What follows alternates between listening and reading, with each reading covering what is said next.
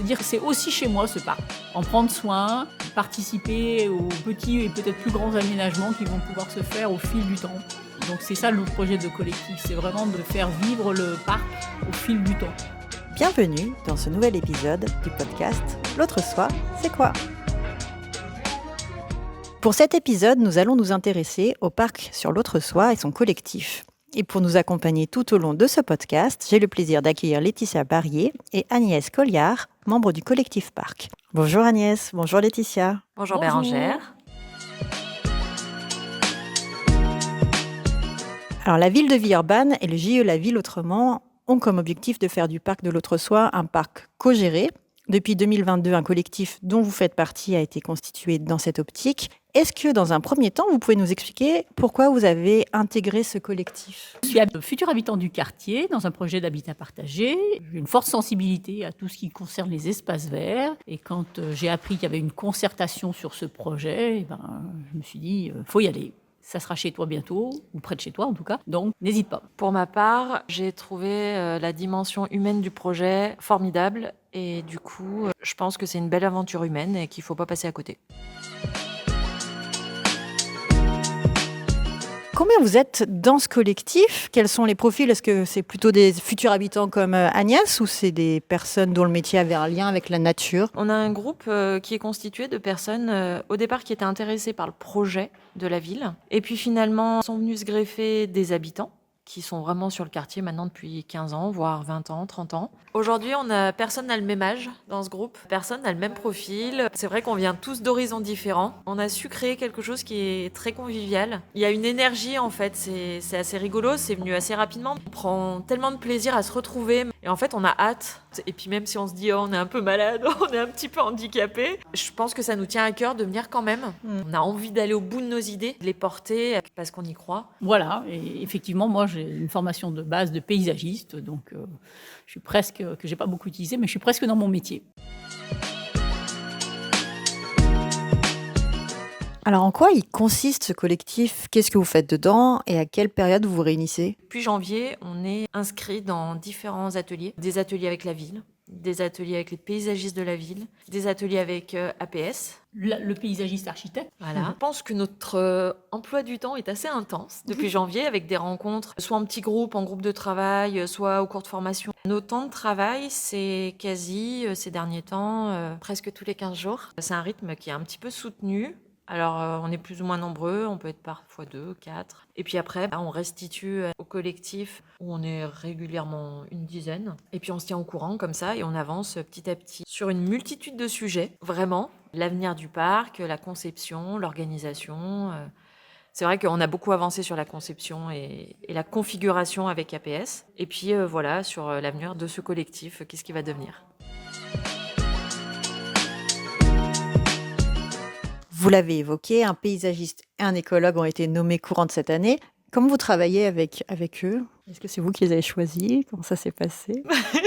Alors, l'écologue, il a été nommé, on va dire, parce qu'on n'a pas eu de choix spécifique. D'ailleurs, il ne doit pas y en avoir tant que ça pour qu'on puisse vraiment les choisir. Mais il est très, très, très bien. Paysagiste, il y a eu un appel d'offres. Un appel d'offres auquel les habitants ont participé aussi.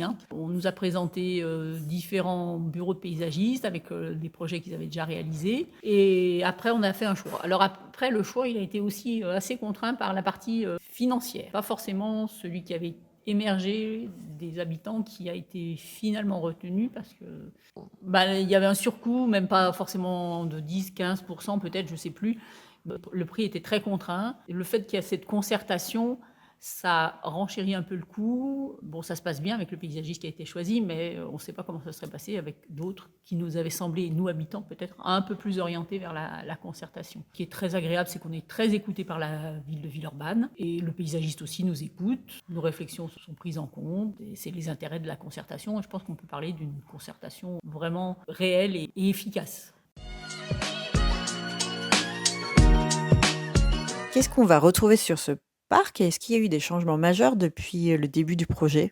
Il y a différents espaces, un espace rencontre, il y a un espace jardin maraîcher, un peu aménagé pour les personnes qui auraient des difficultés de mobilité aussi, un grand verger de 20, 23, 25 arbres fruitiers, des espaces de jeu pour les enfants. Donc il y a vraiment quand même beaucoup de choses qui sont là. Il y a eu un moment un peu charnière quand les personnes qui étaient là à ce moment-là ont pris conscience qu'il y avait une biodiversité. Et au départ, je dirais le parc était surinvesti d'agrès, d'objets. Et quand cette dimension de biodiversité a été conscientisée, on s'est dit, ah oui, mais si on fait tout ça, la biodiversité, elle va disparaître. Le projet a été complètement revu pour vraiment intégrer cette notion de biodiversité et sa préservation. Donc, une part significative du parc, très limitée en accès humain dans le quotidien.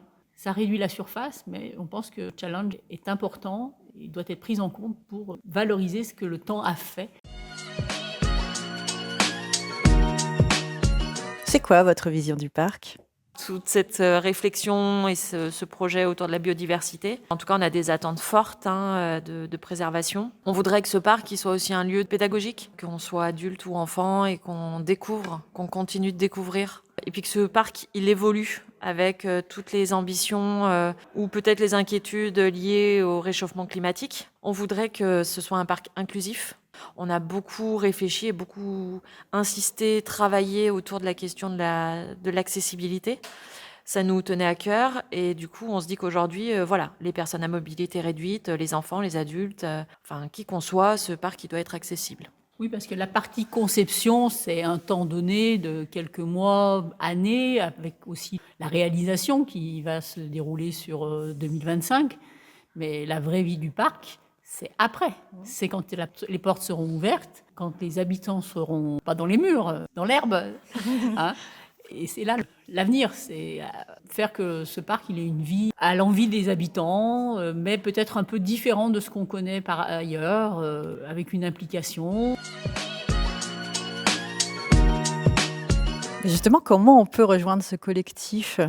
Il se trouve qu'aujourd'hui, c'est le CCO qui porte le projet et qui, effectivement, à travers son site, se met à disposition pour toutes les personnes qui seraient intéressées pour rejoindre le collectif et qui seraient même intéressées, ne serait-ce que pour avoir des informations. Notre prétention aujourd'hui, c'est pas forcément de pousser les gens à s'impliquer, à s'investir, parce que souvent, on a le retour des personnes qui nous disent que c'est un projet très ambitieux et que ça leur fait peur. On prend toutes les volontés, quelles qu'elles soient, même minimes.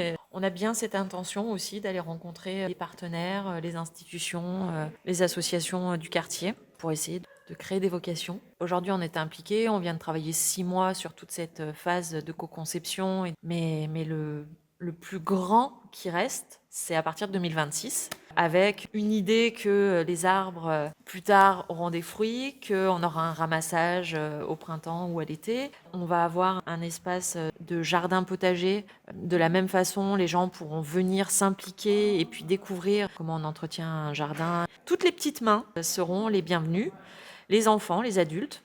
Encore une fois, moi j'insiste beaucoup, mais je pense que Agnès a insisté sur les personnes à mobilité réduite.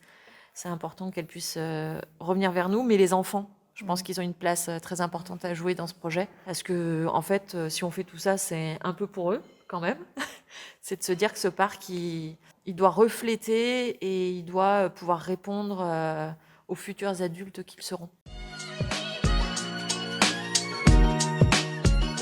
J'ai vu que vous alliez vous constituer en tant qu'association prochainement. Est-ce que vous pouvez m'expliquer pourquoi ? Le statut juridique d'une association, c'est, je pense, ce qui va nous permettre d'évoluer et d'être reconnus vis-à-vis des institutions, encore une fois, des autres associations, des structures de quartier. Ce petit collectif, pour porter des projets, il doit appartenir à une structure. C'était soit on se greffait à quelque chose d'existant, soit on existait par nous-mêmes. L'association qui, du coup, aura un rôle important, c'est d'accompagner la ville de Villeurbanne dans l'évolution de ce parc, sa gestion. Et vraiment, nous, aujourd'hui, on se sent complètement soutenus par les services de la ville. Je pense que vraiment, tous, collectivement, on se sent portés. On a envie de croire, surtout que tout est possible.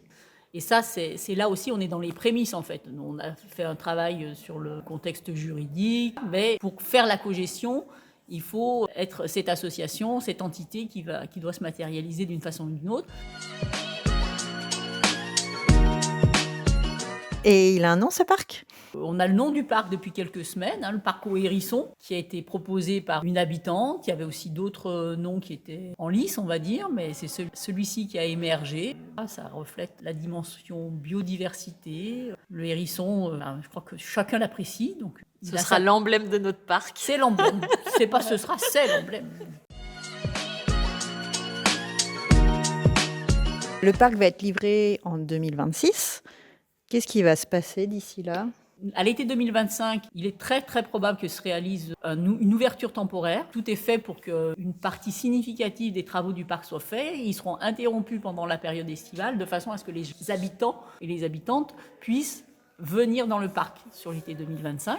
Et puis, de nouveau, le parc sera fermé pour terminer sa conception et l'ouverture tout début 2026 au plus tard. Et à ce moment-là, le parc va être entretenu par le paysagiste qui a fait sa création. Ce ne sera pas encore la cogestion avec la ville. Il va falloir que les habitants rencontrent cette entreprise pour pouvoir mieux connaître le parc et prendre en main son entretien. La taille, l'arrosage, alors qui sera sans doute plus léger possible, tout ce qui est à faire dans un parc, les désherbages, les plantations de renouvellement. Cette partie-là, c'est pas la ville, mais c'est aussi une cogestion. Donc il va falloir commencer petit à petit à mettre les mains, les pieds et à faire des choses pour être acteur dans le parc.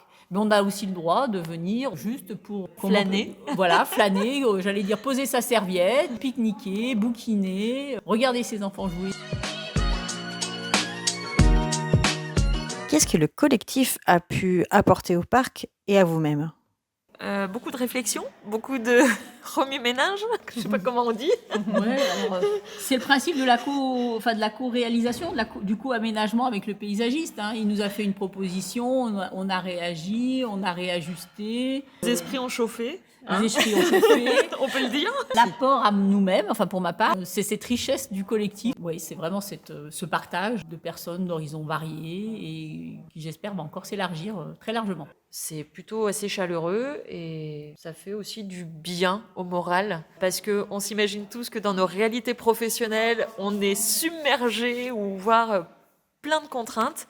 Ça apporte beaucoup de fraîcheur. Merci beaucoup à toutes les deux. Merci. Le mois prochain, nous rencontrerons Mohamed Benazouz, directeur général de la Fondation Aralis. Avec lui, nous échangerons sur la passerelle, résidence sociale et pension de famille de la Fondation Aralis sur l'Autre Soi. Vous avez écouté L'Autre Soi, c'est quoi ? Le podcast de l'Autre Soi.